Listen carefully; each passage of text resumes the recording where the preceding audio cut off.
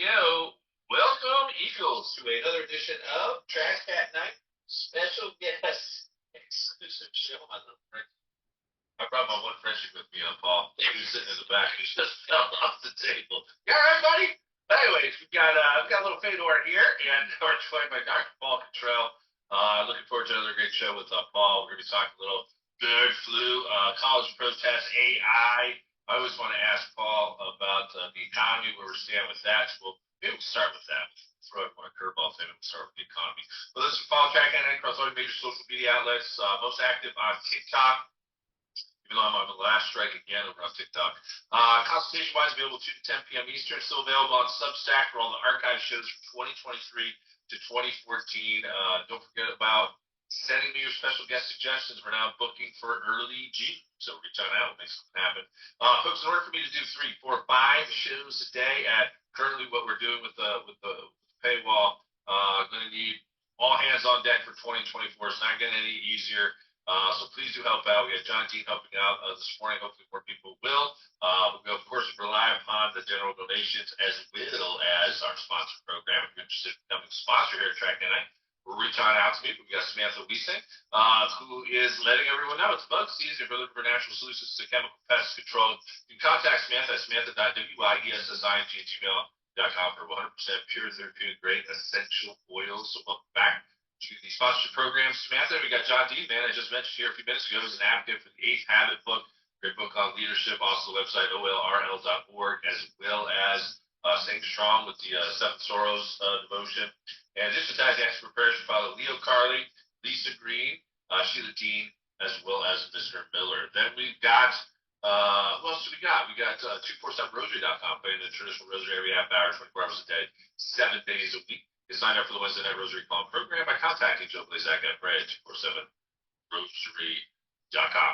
Having said that, we are ready to go with Dr. Paul Cottrell. And Paul, I think maybe we should start with the economy this month first. Throw everyone a little bit of a curveball before we dive deep into the old bird flu. Where are we at? How do you see the rest of the year playing out? Interest rates, what's real inflation? I don't know, throw it all at us. Well, I think we should start with the yen. The yen has been weakening relative to the USD. That's tied to interest rate carry trade between Japan and the United States. So there's a lot of volatility that's happening, at least with that pair for the currency market. Because the dollar is strengthening, it is affecting the oil market. On top of yesterday was economic data that came out that showed that we actually had more supply of oil. So there's been a buildup of inventory. So the WTI has been trading down the last 2 trading sessions. Now, so we have that situation going on with the oil and the currency. Now with stocks, which is what most people take a look at, the Federal Reserve did an announcement yesterday, and they were on hold, but they have signaled that they may actually increase interest rates because of inflation not coming down as much as they would like. So there's the market participants want the Federal Reserve to actually bring down interest rates. But because inflation has been sticky, especially in items like housing and food, therefore there may be actually another rate hike this year. So how's that parlay to equities? I did a show back. It was I think it was 428, and I showed fib sequences between the bull rally that started last year, or October of 2022, and the high point of the SP 500, looking at SPY, the ETF. The resistance points right now is obviously the 524. Or if you're looking at the S&P 500 index, it would be the 5,240 mark. So that's the high point. Now there is some probability that this year that we'll be testing 550 for SPY. It's trading right now at about five. I don't know right now, but maybe 501, maybe 502, something like that. Now, what will happen is it's going to be bouncing around, and we said this on the last show. It's going to be bouncing around between the 524 and the 500 mark for the SPY. If 500 breaks, the next support level would be 483, based on these fib sequences. Now, if the 483 breaks, there is a very, very strong support level at the just above the 450 mark. The reason being is the 23% retracement and the 38% retracement of these two fib sequences, the new bull rally intersecting with a support level that comes from actually the 2020 crash. So there is a very, very strong support level at just above 450 at 483. There's resistance at the 520, around the 525 mark, and at the 550 mark. I believe what's going to happen is, and I've said this on the last show, and it seems to be playing out. I believe that there's going to be a retest of the 524, and if the market, if the world events like what's going on in Israel, what's going on in Ukraine, what's going on with Taiwan, if the markets feel that it's risk on, not risk off, then there's more probability that we'll break through the 524 mark and march to the 550 mark for the SPY. If the world events are such that there is instability and there is a rush to the dollar and rush to treasuries, then we will fail that 524 test and march to probably the 483 support level. Now, in general, I always get some funny comments when I post anything economic, whether it's positive or negative, really. Right. Everyone in the comment section trying to be a little sarcastic, and they'll always say, "Well, do I still have to pay my bills this week?" I still pay my bills. So how bad does this get in your perspective? Again, I've seen a lot of big names over the last few weeks indicating they do believe stock market crash is going to happen, or a correction, everyone put it, and that could tumble. I don't think the stock market's going to crash in 2024. Okay. I think it actually has a higher probability to march to 550 than to test the 450 on the SPY. And I'm bullish. Now, if people have been paying attention to me, and I've been saying this throughout the march, throughout the marching up the wall of worry from October of 2022, which is the beginning of the bull market, if they paid attention to me, they would have made a lot of money. Now, all you got to do, I've been telling people what I've been doing, and that is that once it hit about 500 a few months ago, I took some money off the table that I've invested in the SPY, and I told people to put around 12 to 15% of their money that they allocated into the stock market and put it into cash, put it into some sort of money market or into a CD. Wait for a correction. I think that correction will test that 483. If that happens, if there is a correction, it's going to test the 483. If something weird is going on, like a bank failure, like we had with SVB, last year was the last. Yeah, I think it was last year, a little bit more than a year ago. Then bank that went down, Republic Bank in the Northeast, Pennsylvania, New York. Yeah, there was one. There was but it wasn't like the SVB. Right.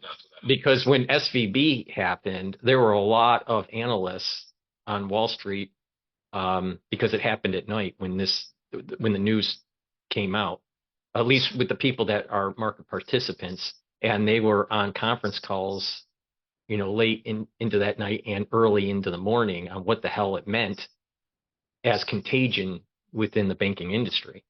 So that's been stabilized. It's whatever failure did take place recently, it's nothing like the SVB.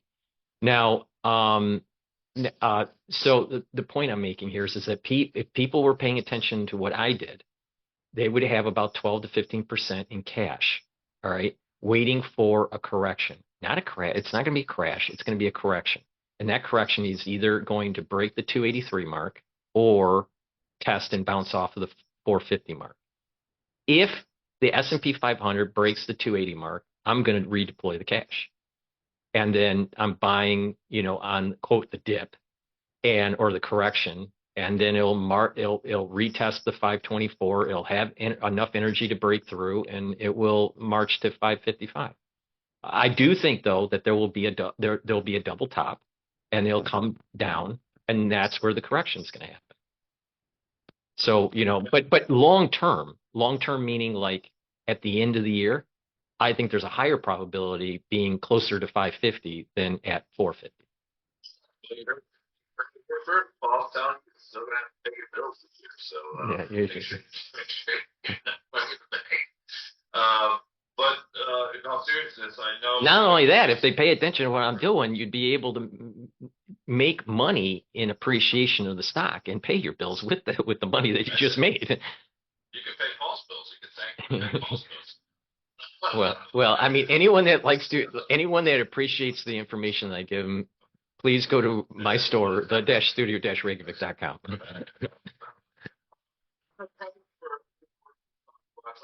With the bird flu since the last time we talked, again, the headlines kind of keep coming. Now there's, a cat killing strain out in Texas. At least that's what they tell us. 1 in 5 milk containers now, got bird flu in it, killing penguins. What else did I see? Dolphins this week.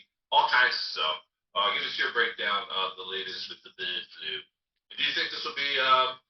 Is there a potential that they try to lock us down later this year? No. But let's unpack some of this a little bit because it's interesting. All right, their supercharged H5N1 and H7N9 and other versions of influenza in the laboratory manipulated to understand what exactly mutations have to happen for it to jump to humans. So there are gain of function research that's taking place on influenza. This has been documented for over 10 years in the mainstream media and in publications. This is not secret or anything. This has been out in the open for many, many years. Okay. With this particular version of H5N1, there are mutations in the H protein that allowed it to jump from avian species to mammals. In this case, cattle, and there are a few human cases from the exposure to cattle, but no cases of human to human exposure.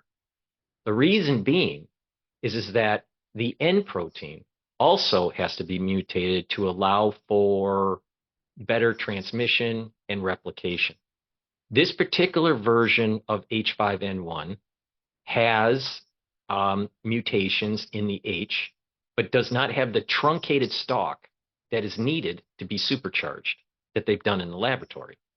So everyone that's listening, the N protein is not supercharged. It's not going to spread, around human to human.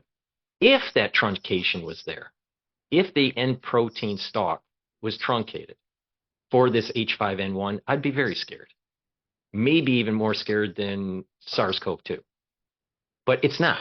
So don't worry about it. Now let's get into what the media is projecting and what it means down the road. The media is trying to scare people that, okay, there's cows where 1 in 5 that have been milked have been found through analysis to have this H5N1 in the milk supply. Most of the milk out there that someone buys is pasteurized or ultra pasteurized. So the chances of you contracting a very low chance to contract H5N1 through your milk is like super, super low. All right. One, it's already been destroyed because of the heating process.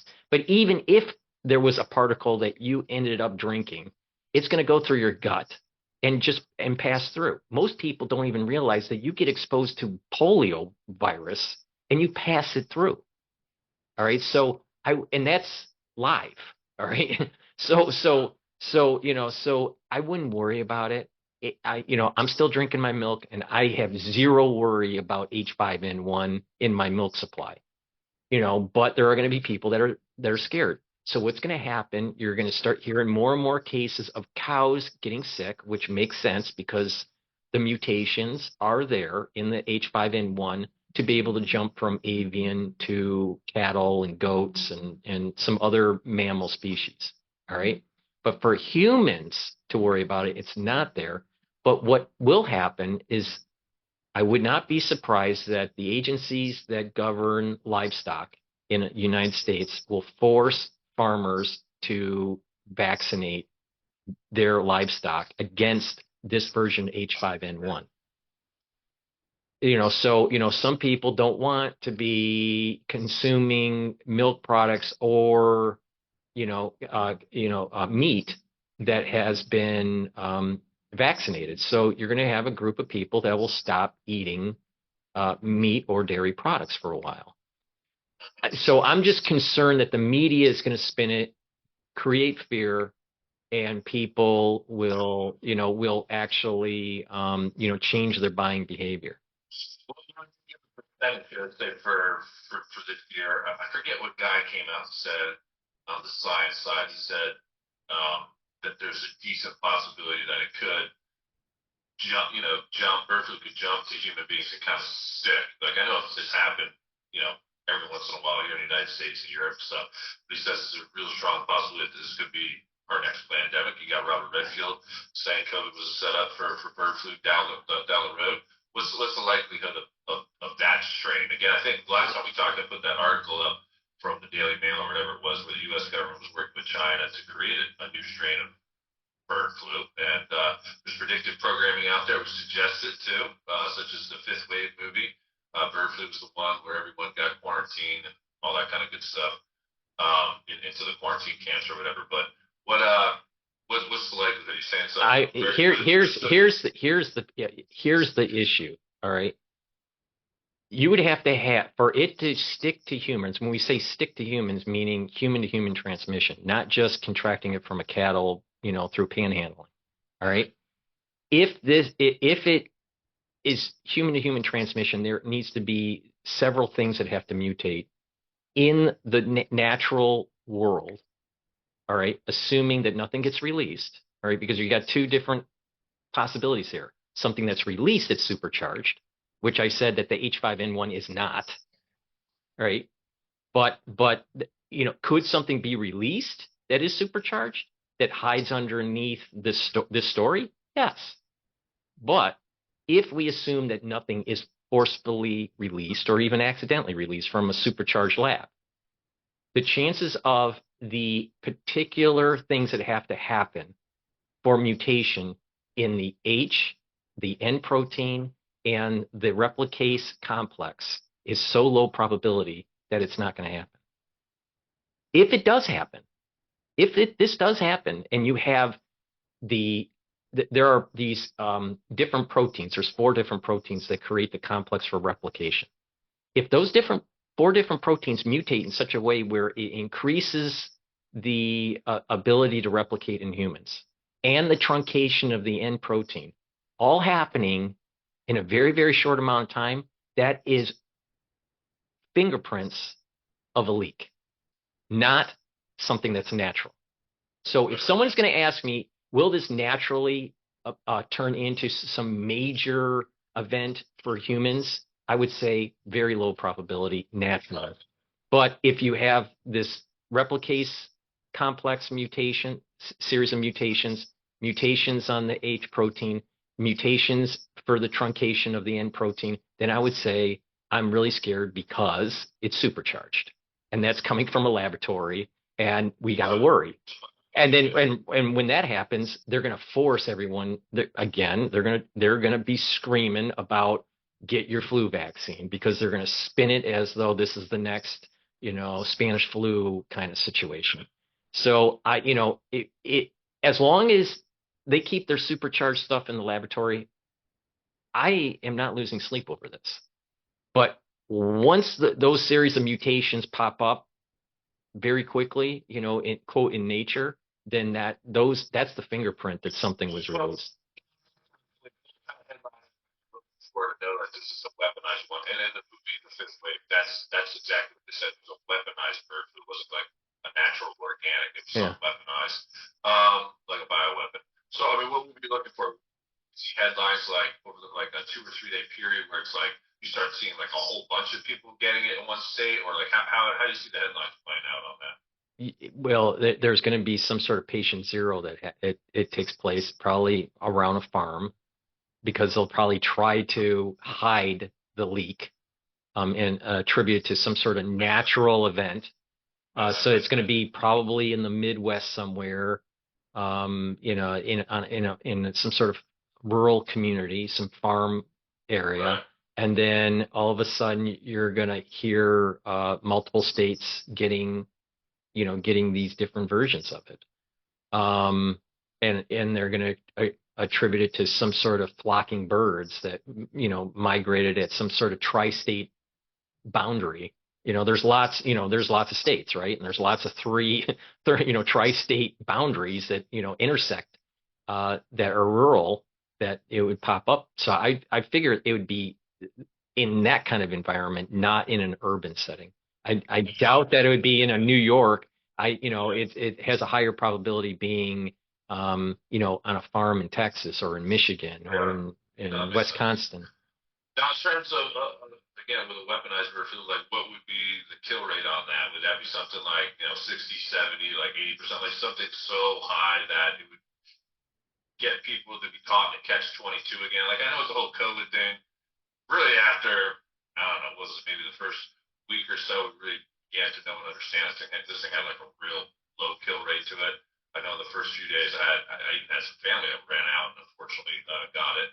From my perspective, and they have some health issues now as a result of that. Nothing like major or crazy, but still vertigo with thrombosis and all kinds of stuff like that. But what I mean, with this one, what would you say? There are two types. There are two categories that I'll use for the supercharge H5N1. One category is that it does not fly underneath the radar of the antivirals. So there's like a neuroamidase inhibitors and other antivirals that help to treat influenza. All right. Those are effective. That would be effective for one type of category of supercharge. There's another type that's I'll call supercharge plus, where they don't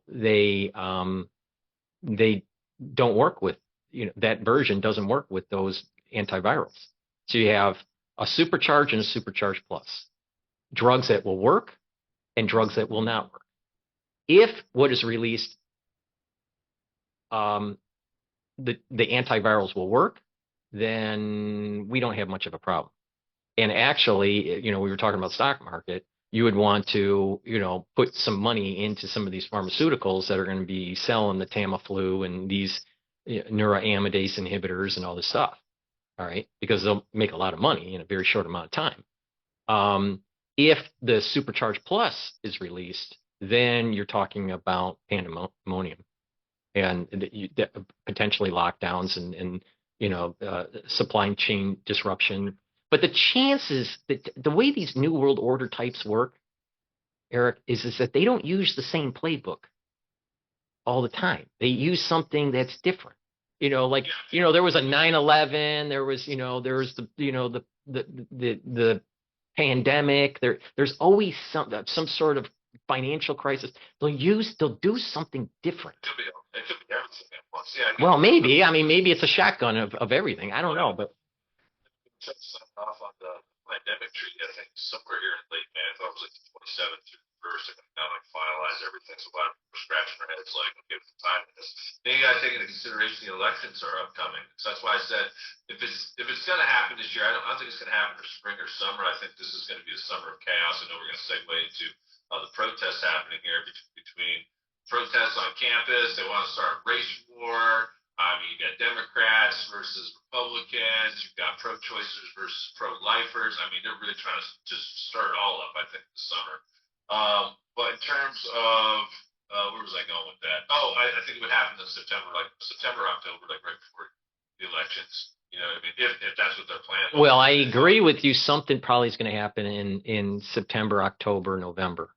Now, on my shows, I've been explaining to the audience about soul roots and the idea of Esau and the soul root of Jacob and of Ishmael.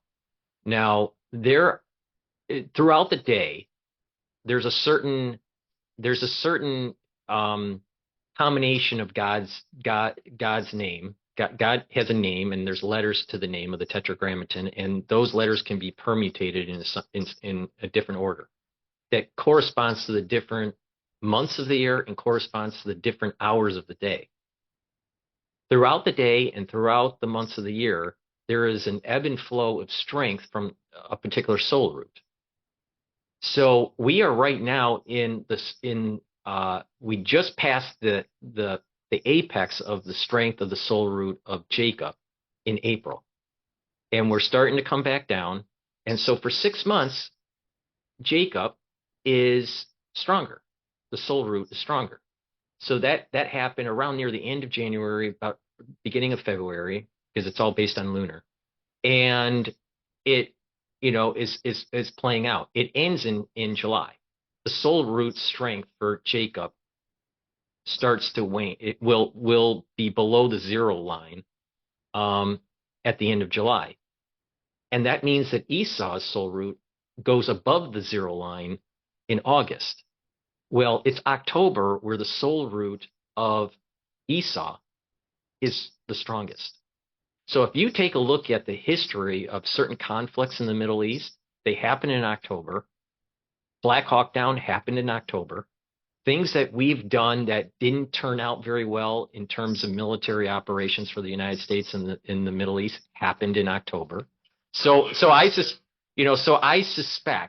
suspect that there will be a strengthening of Esau, and that some sort of event, I don't know what that event is. I don't know if it's domestic or if it's going to be international, but some sort of event will happen. And it's not by accident when we say the October surprise. So I agree with you. Something is in the works, but seeing it happen, I don't think it's bird flu. I don't think it's I don't think it's a financial crash. I think it has something to do with an Occupy movement that may turn terrorist. There's a cell or something that's activated. False flags, yeah. Okay, sure. Yeah, blame it on Iran, China, or some terrorist group or whatever. Yeah, no, that'll definitely happen too. I agree. I don't know what happened this year though. See, they don't want to spend the whole enchilada because Trump might get into office and they're going to have to do something in 2025. They're going to have to do. I mean, if they do everything, they won't have anything left on the table. Well, who knows? I'll tell you, the red heifers. I don't know if you've been following it or not, but there were 5 red heifers that were sent from Texas to Israel into the West Bank, actually, which is strange. And now there are 4 that are still kosher for slaughter. My understanding is they're 3 years old now. According to Jewish law, they have to be slaughtered between age 3 and age 4. All right, it's coming up. Something has to be slaughtered this year or early next year. So I read the latest was supposed to be Passover, but now they're saying Shabbat. I'm not sure if I'm pronouncing it. Yeah, They're saying Shavuos. June 13th. Yeah, Shavuos. There was a line of thought thinking that you need, that they can be sacrificed anytime, basically. I mean, as long as it's 3 to 4 years old and they're kosher, right? And then there's a bunch of laws on who can do it, how they're doing it, all this stuff, right? So everything has to be perfect for me to make this work. Right, right. But the thing is it's not just one priest. It's like if you read the details, there has to be someone watching, there has to be someone slaughtering, and then there's a question: is the slaughterer the same person that actually marches the pieces of the red heifer to the altar? There needs to be a sprinkling that happens. That's usually done by the watcher, not by the slaughterer. So there's a bunch of stuff there's very detailed law called para duma, and there's 15 chapters on what can happen, how this is all plays out, and it's not just the ashes. It's the collecting of the ashes. It's the storing of the ashes. It's the separation of the ashes. The ashes have to be separated into 3 parts, and three different groups get it. And there's a bunch of stuff that has to happen. Now, if this all happens, all right, which hasn't happened for over 2,000 years, I suspect that it's going to be one of the biggest events that's televised around the world, on all the major news networks as they're burning the red heifers on the altar, because this thing is not good. For them to burn this thing has to burn for 24 hours or more, because it has to be completely ash. And if there are any bones, they have to smash the bones into ash. So this is a big process. And so, cows are big, and that flame on Mount Olive is going to be broadcasted for at least 24 hours around the world. Now, just imagine if you're one of the more than 1 billion Muslims that are in the world. When they see that, they are gonna have a shit fit, a total shit fit, because that's going to be the start of the countdown for bringing down the Dome of the Rock. It starts then. I mean, literally the stopwatch starts at that moment in time. Yeah, like I said, well, if the red heifer, talking about an October event, that might be the event. But what I don't understand though is that I could create the argument: do you sacrifice the red heifer in the strength of Jacob, or do you sacrifice the red heifer in the strength of Esau? Because if it's in the strength of Jacob, then maybe you're saying, okay, you have the people that have the soul root to Jacob are getting a spiritual energy that's not muted, because they're in its full strength at that moment in time in the year. If it's the power of Esau, you can make the argument you need to do the sacrifice, because that's where darkness is. That's where some of the evil is. So you have to do the sacrifice to purify the evil inclination and stuff. So I'm not sure. Now, from the law of para duma, you can sacrifice it basically any time of the year. I'm not sure if you can do it on a holiday or the Sabbath. I'm not sure. I don't think you can. But besides those kinds of restrictions, you can sacrifice it any time of the year as long as it's age 3 to age 4. So, and it doesn't have any blemish or any problem. Get to that point, yeah, whether it's June or October, November, it's going to share. But they have 4, and so this could be sequenced. It could happen. One happens. See, this thing could get so crazy that they may not they may not slaughter all 4. They may do the first one, all right? Because you got to remember, they can make a mistake and it's all bad. If something happens, the sprinkling of the blood or the burning of the heifer or the slaughtering of the heifer, if it's not perfect, it doesn't work. So it's very possible that the first one they do isn't good. All right? So you got that problem. But just assume that they practiced this somehow, all right, and that they ran it through, and they know exactly what they're doing, and that no one's going to make a mistake, and they slaughter all 4. It's very possible that they do 1, or 2 this year, and another 2 next year. which will add fuel as the the ones that are coming from the soul root of Esau are going to just freak out. You're going to have the Muslim community freaking out, and you're going to start seeing people that are unreligious, non-religious. I'll call them the ultra liberal in the United States. You'll actually start seeing them acting like kids. They're going to have like they're going to have like hissy fits. And again, I've noticed just, I mean, crazy behavior. You see that sharp shooting down there, that guy kind of popped off. Mhm. I mean, there's not a day that doesn't go by where I just read some kind of headline that speaks to, you know, the rise of the demonic. And I think, I think we're well on our way, like I said, to, I mean, there's even some certain Catholic prophecies that talk about that, where everyone just pitilessly sort of slaughters everyone, brother versus brother, even. It's not even like race war or gender war or anything like that. It gets down to the family level, even. So that's kind of what I wanted to ask you next in terms of like, what are you kind of feeling or gauging? My last guest was from New York City too.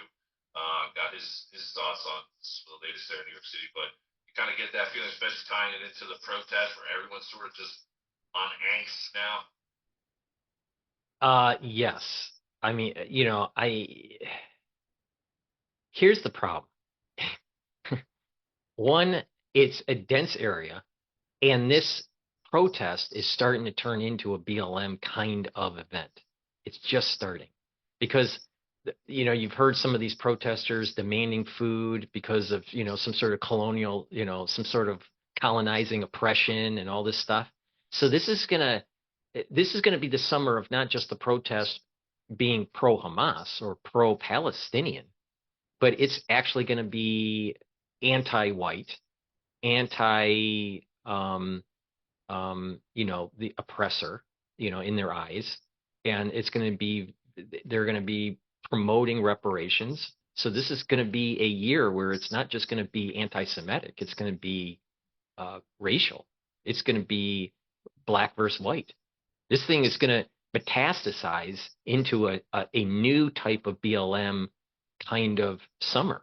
And if we remember when BLM started burning down the town, that was in 2020, right? They tried to, create kind of a race riot during the election. This is an election year again.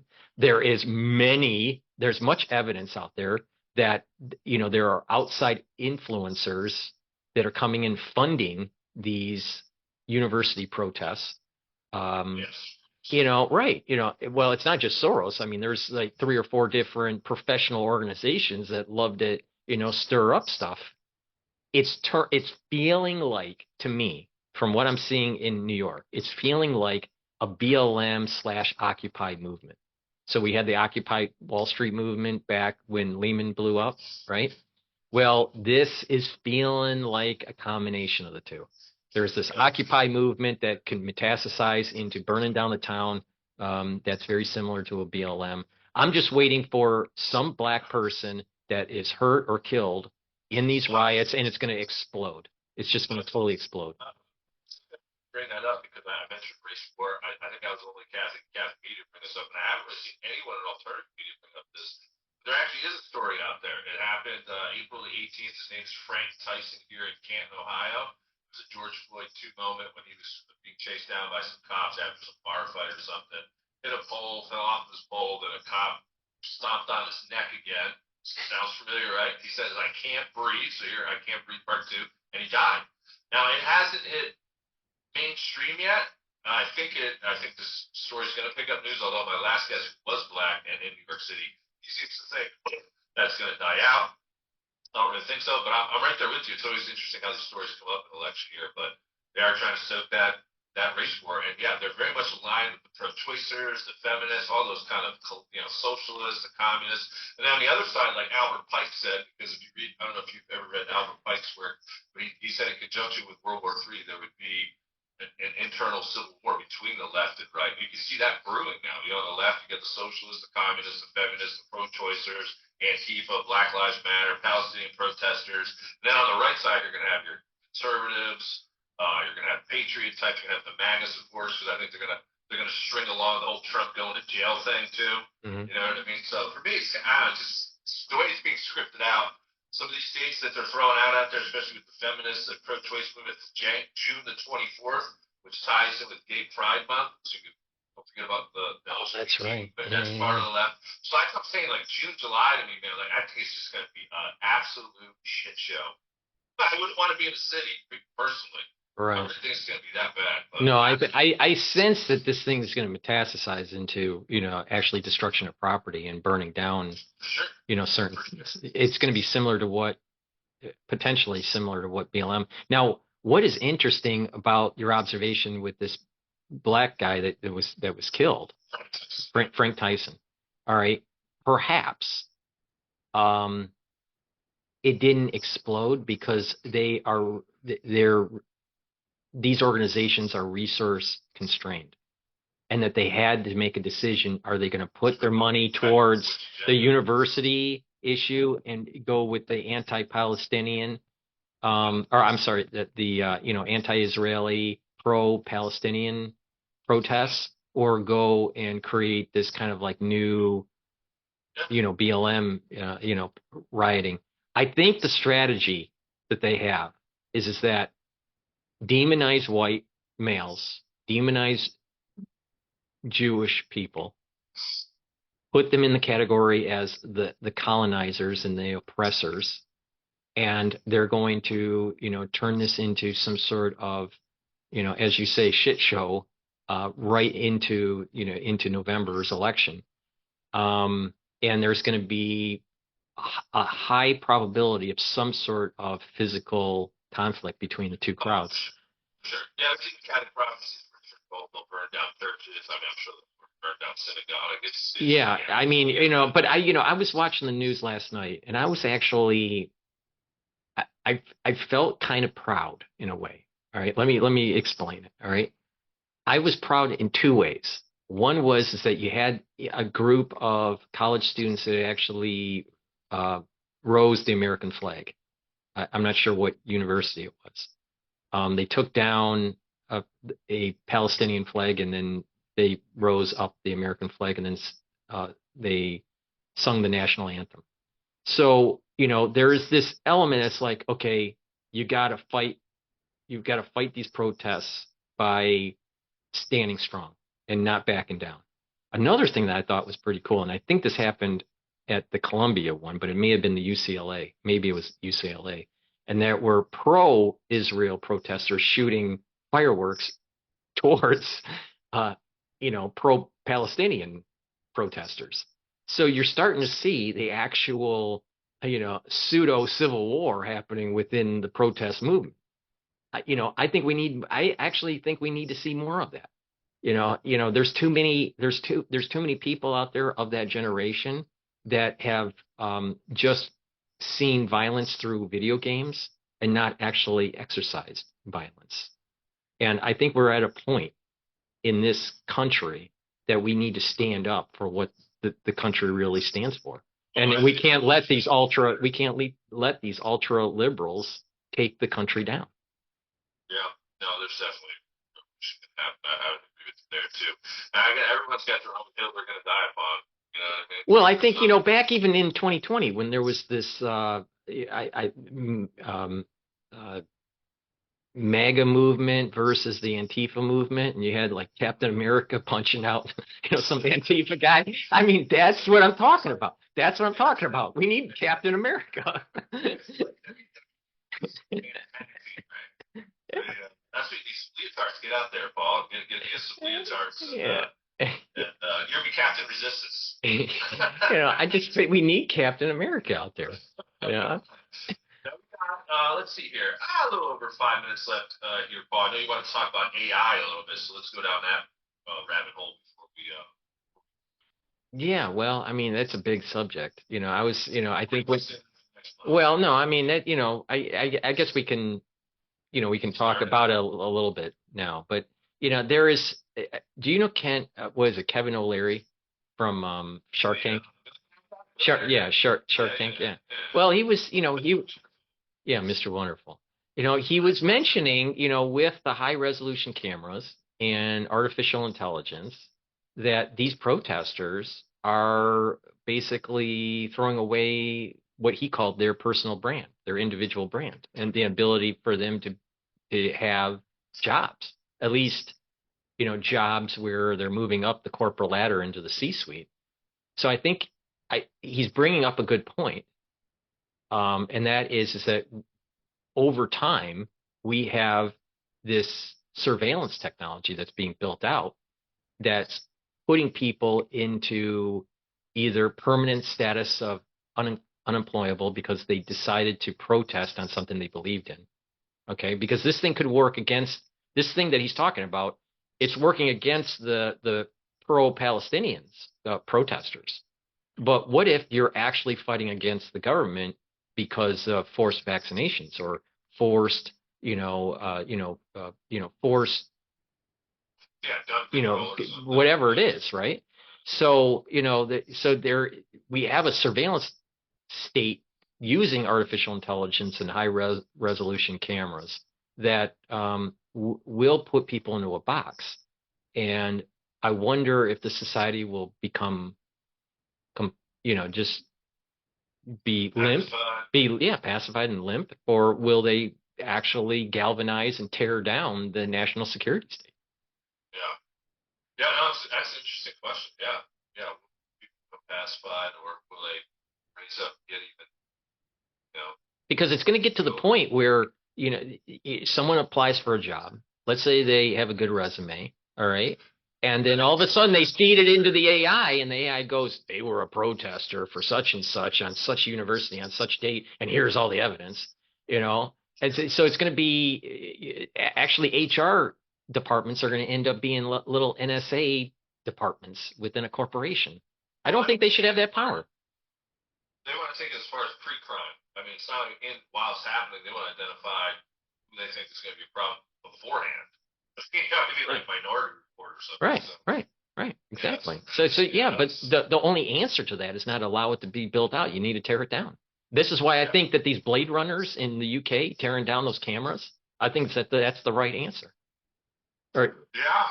So so like I said, everyone's going to have their own hill to die upon. I had a guest last week, Rick Hinshaw. He's a Catholic writer for Newsmax. His brother, and I didn't know this until he mentioned this on the show. He was just out in front of D.C. just protesting, the pro-choice, the clinic out there, or whatever. And he was one of the 9 or 10 that got busted. I mean, they didn't even do anything. Like, they didn't harm anyone. He's getting 10 years. I said, listen, as much as I'm a pro-lifer, we all got our hill to die upon. I don't know if it's worth it, to take a 10-year hit for going out there. But like you said, it's going to get to a certain point where people are just going to say, and I think we're at that point. People are saying enough is enough. With IRS, taxes, all the illegals coming across. I mean, crime is like at an all-time high. Mental health crisis at an all-time high. Like, people are just on edge. And it's just like, what's going to be that one? I can't even say it's going to be one spark, because it's kind of already happened, like you said. Now these protests, I think it's just going to keep the fire's just going to keep stoking and stoking, man. You know what I mean? They could just add another layer, and people are going to have problems getting jobs in the AI world, not only because of past behavior, but also because corporations won't need as many employees. So, people are going to start feeling the pressure of being unemployed, not being able to pay their bills. You were talking about paying your, bills and then all this stuff when we were talking earlier, right? People, how do they pay their bills? Well, it's going to get a lot worse. It's going to get a lot worse when there is a AI version of ex-employees at a corporation, and they're, reducing their head count. Also doing well, see, I can't even say. I don't know if the economic collapse can happen this year. I understand what you're saying. I mean, maybe it's next year or whatnot, but ultimately we know they want to go into full-blown socialist communist CBD system. For sure. What's it going to do? Just describe this as you get more and more people who don't have jobs like this or that. When it does tank out, and then everyone's looking for that digital UBI, it's going to be so easy to catch on to. People are like, oh yeah, well I'll take the 500 or 1,000 because I got nothing. I haven't had anything. Hey, you've interviewed Gail, right? Yeah, Gail Angeles. Yeah, oh yeah. All right. So, I talked to her a couple weeks ago about this subject. All right. And she thinks, and I think she's right. All right. I wish she wasn't right, but she's right. What's going to happen is that people are going to buy into this whole universal income. All right. As we start to see this downward spiral in the job market because of artificial intelligence and the debt of our nation, right, and the instability in the world. We have proven as a people that we're not willing to actually fight for our freedoms. Right after 9/11 and during 2020, it was very obvious, all right, that we weren't willing to tear down the national security state and the things that they were doing to erode our constitutional freedoms. People were afraid to do it. They're not going to do it. So what's going to happen is there's going to be a generation that's young right now, very young, that is going to start feeling this pressure that's building up. And in 30 years, the only thing that can happen is to force the society into a darkness. And that darkness is going to be something like an EMP, a forced domestic EMP to put the society, destroy the national security state, destroy the electronic grid, and go back to like the 1600s. Now, that means that a lot of people are going to die. That means that over a year, supply chains are disrupted, food shortages will happen, and there are going to be communities that survive, and there are going to be big communities like New York that will die off. But that's what is needed to actually save the Constitution. Now, the question is the Constitution more important than any individual or any family? I would say yes, but I may be, in a minority group thinking that. I think the far majority of the people out there will side on self-preservation and throw away the Constitution and its ideals. I think that's the wrong way to do it, but there's going to be a group of people out there in 30 years that decide to EMP the country and to save to prevent this tyranny that will keep on growing. Now, we don't have 2 minutes left here. We can give us off time. Galvin is David Phillips, the original prepper, man behind strategic relocation. He seems to think that the EMP is no later than 2027. He says it could be earlier than that. So we'll see what happens. But that was an EMP probably from an external force, like a foreign adversary. What Gail's thinking is that this is going to be domestic, that it's going to be the generation that's just being born. The generation that's being born is going to say they had enough of it, and they're going to tear down the government by destroying the grid. We've got about 90 seconds left here. Paul, I got to get ready for Dr. Anthony's sign. What do we have? Well, we know you got some great products. Yes. So please go to my store, the-studio-reykjavik.com. I have structural nano silver products, lozenges and liquids and gels. I also have C60, which is a very strong antioxidant. And I have partnered up with Boomer Products. And I have a plethora of supplements that help bring down inflammation and boost up your immune system. So please go to my store, the-studio-reykjavik.com. All right. Join us. As I said, we got Dr. Anthony Stein. Join us next. Until next time, stay safe with us.